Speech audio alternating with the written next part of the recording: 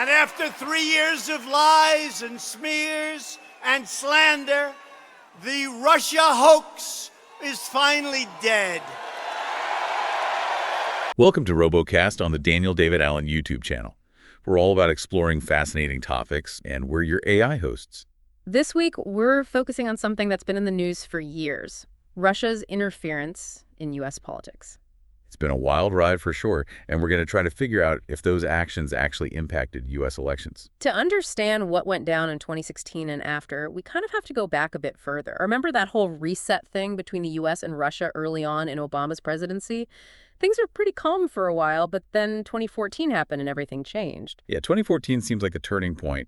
What was it about that year that shifted things so much? Well, the 2014 Ukraine crisis was a huge deal. Russia went and annexed Crimea, which was illegal, and then invaded eastern Ukraine. The U.S. and our allies responded with some pretty heavy sanctions. Sanctions. They always seem to complicate things. Who or what were these sanctions targeting? They were designed to hit Russia where it hurt, individuals, organizations, anyone who was messing with Ukraine's stability or operating in Crimea after the annexation. They also hit Russia's energy and defense sectors pretty hard. And then, to top it off, Russia got kicked out of the G8, isolated them even more. So they were definitely feeling the pressure. It sounds like they were ready to hit back. Did they retaliate by targeting the U.S. political system directly? That's what it looks like. After 2014, we see a bunch of stuff from Russia that suggests they were retaliating in a more under-the-radar kind of way, going after the heart of U.S. politics. Like they were planning something big, strategizing how to get back at us without starting an all-out war. Okay, now this is getting really interesting. So what exactly did this retaliation look like? What were they doing? Think of it as a strategy with a lot of different parts, a bunch of carefully planned moves, all meant to mess with and influence U.S. politics. I found 5 main ways they went about this, all starting in 2014. The first one has to do with what we call information warfare.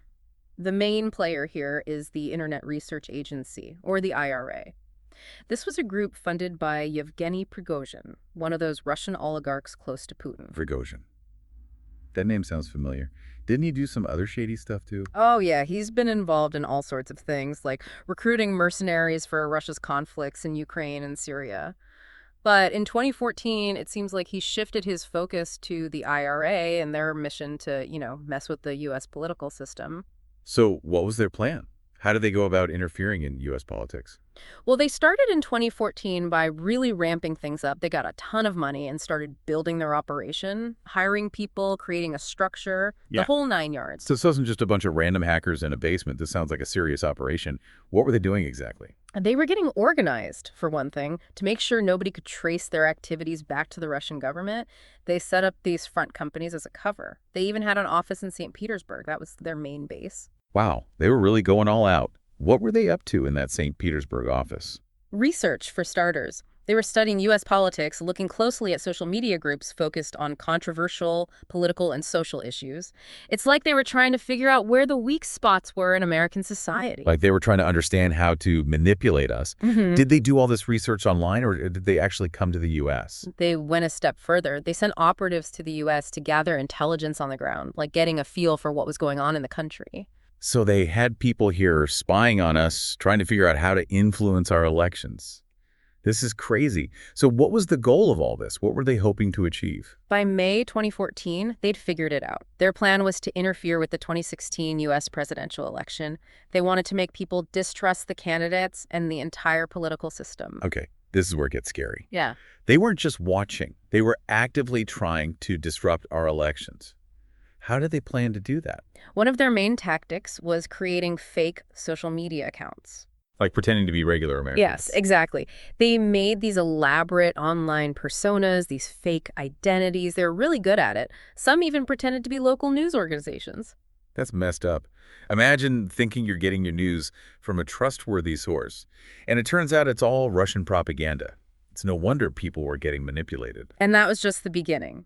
As the 2016 election got closer, the IRA really stepped up their game. They got better at what they were doing, and they started to get more bold about trying to influence American voters. So the IRA was a big part of this. What about this second line of effort? Did Russia launch cyber attacks too?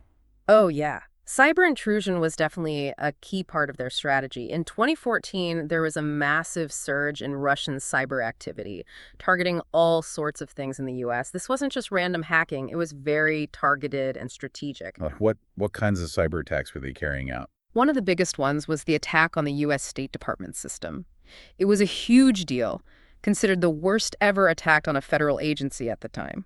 They also managed to get into the White House's unclassified computer networks. The White House.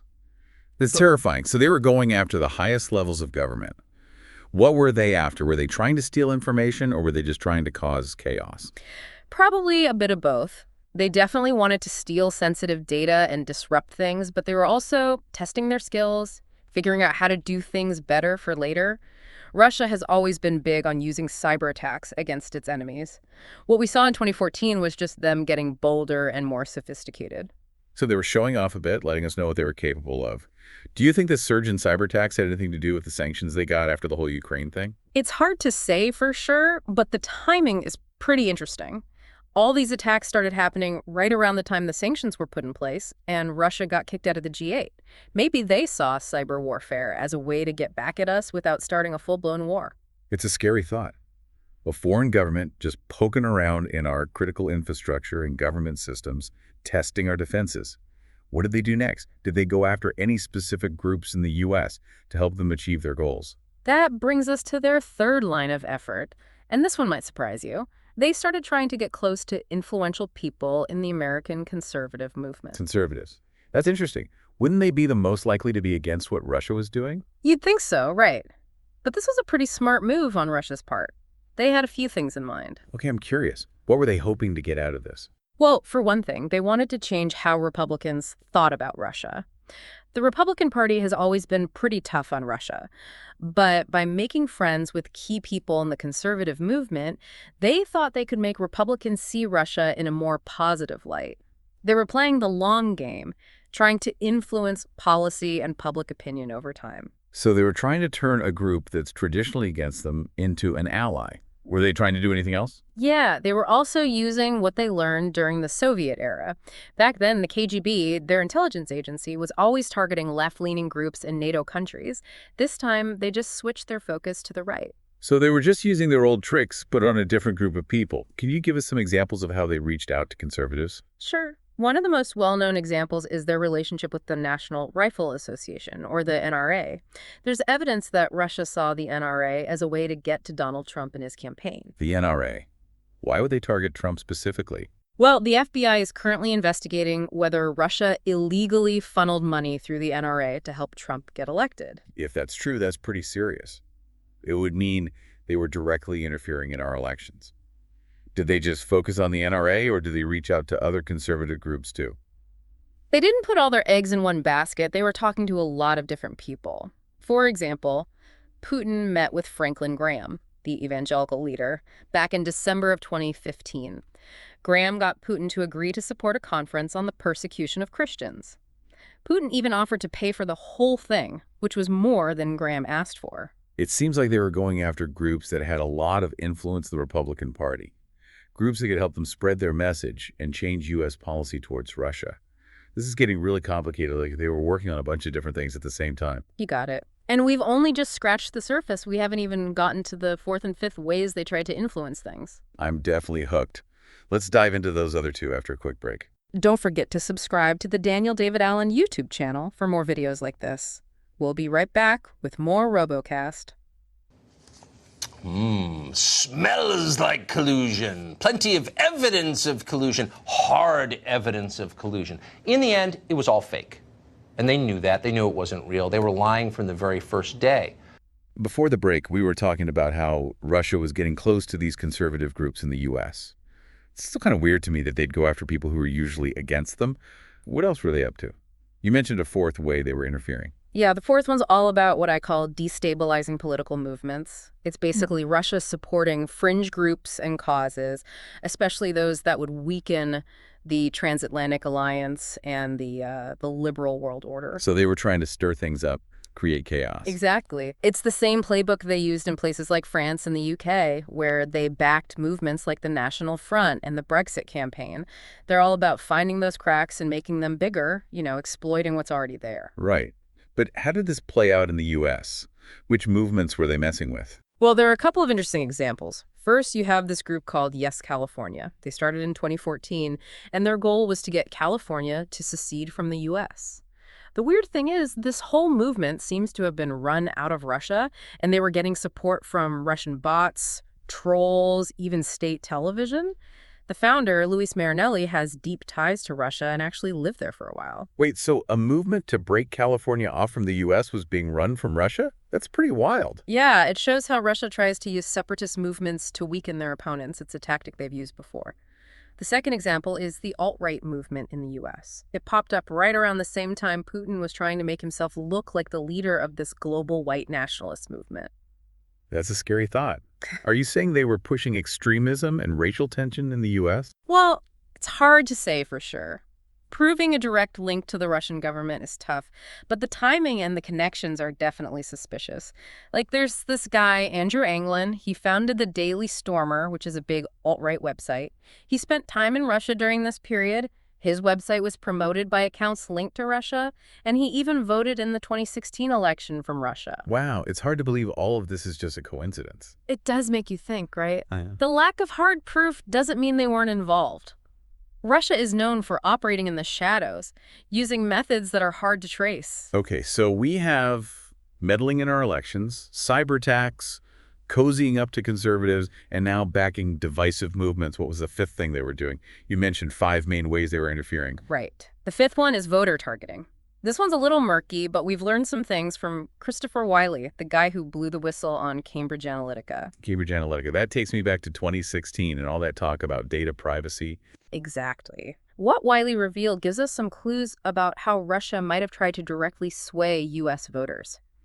It all started back in 2014 when a bunch of executives from Lukoil, the Russian oil giant, met with Cambridge Analytica. Lukoil, the oil company. What were they doing meeting with a data firm? They were interested in how Cambridge Analytica used data to target American voters.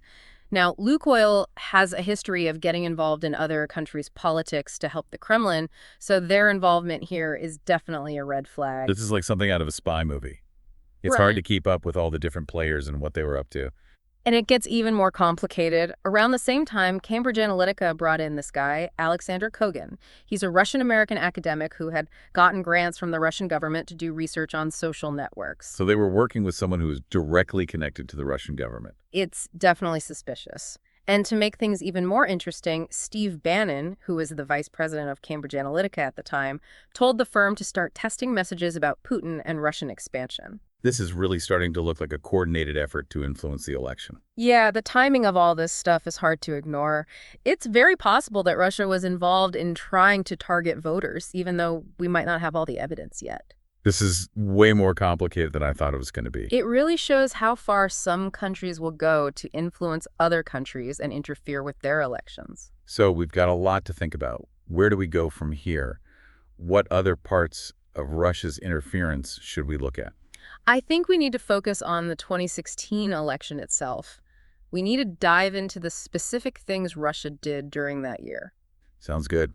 Let's try to figure out how all these pieces fit together. We'll look at the connections, the people who were involved, and how it all might have impacted the results. This is one of those stories that just keeps getting more and more complicated. It sure is, and we're going to get into all of it right after this.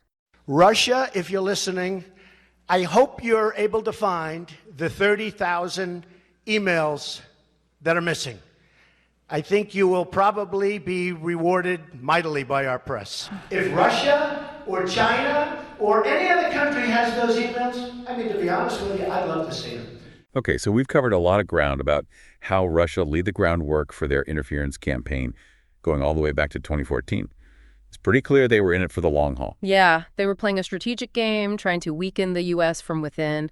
But let's get to the heart of it, the big question that's been hanging over this whole discussion. The 2016 election. Did Russia's efforts actually change the outcome? That's what everyone wants to know. It's been the focus of so many investigations, so many analyses. And while it's almost impossible to prove a direct cause and effect, we can at least look at the evidence and see what it tells us. Let's break down what happened in 2016. What are some of the most obvious examples of Russia meddling in the election itself? Well, first we have the hacking of the Democratic National Committee, the DNC. In June of 2016, they announced that their computer systems had been breached. So this wasn't just some random hacker, it was a coordinated attack. Exactly. A cybersecurity firm called CrowdStrike investigated, and they concluded that two separate groups linked to Russian intelligence were behind it. They stole thousands of emails and documents, including internal communications and opposition research on Trump. Wow, that's a massive amount of information. What happened to it? How did it get out? WikiLeaks. In July 2016, they started publishing the stolen DNC emails. And the timing was really suspicious. They often released them right before key moments in the campaign, like the Democratic National Convention. So it seems like they were trying to do as much damage as possible to Clinton's campaign. Right. And the U.S. intelligence community is pretty sure that Russia was behind both the hacking and the leaks, and that their goal was to help Trump win the election. Okay, so we have a foreign government hacking into a political party's computers, stealing information, and then releasing it through a third party to mess with an election. That's pretty serious. It's a classic example of how Russia uses information as a weapon to disrupt and manipulate the political process in other countries. But the hacking and the leaks weren't the only thing they were doing, right? Weren't they also using social media to spread propaganda and fake news? Absolutely. The Internet Research Agency, that IRA group we talked about earlier, they were really active during the 2016 election.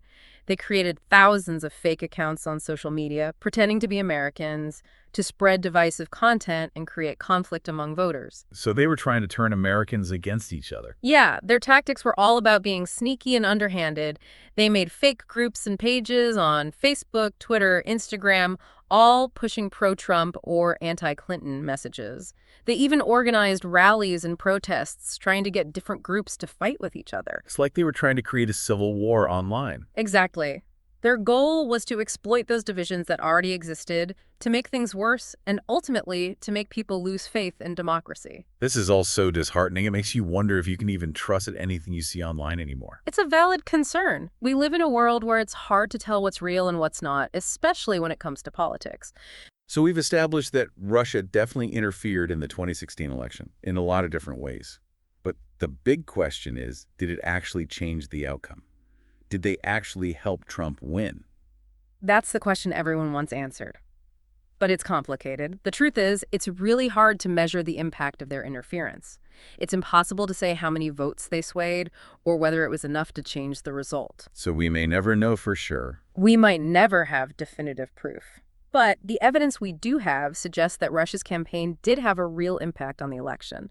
Think about all the negative stuff that was constantly coming out about Clinton, the timing of those email leaks, all the divisive propaganda spreading on social media.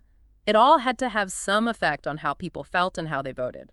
It's pretty scary to think that a foreign country could have played such a big role in shaping our history. It shows just how vulnerable democracies are to this kind of interference, especially in the age of social media and the internet. So where do we go from here? What have we learned from all of this? I think the first step is admitting that this is a real threat and taking it seriously. We can't just ignore it. We need to do a better job of protecting ourselves from this kind of interference, both online and offline. What can we do to protect ourselves? We need to invest in better cybersecurity, teach people how to spot fake news and propaganda, and hold social media companies responsible for what spreads on their platforms. We also need to make sure our elections are secure and that our voting systems can't be tampered with. It's a complex problem, and it's going to take a lot of work to solve it. This has been it's somewhat unsettling look at how international politics really work. It's a reminder that we live in a world where threats can come from anywhere.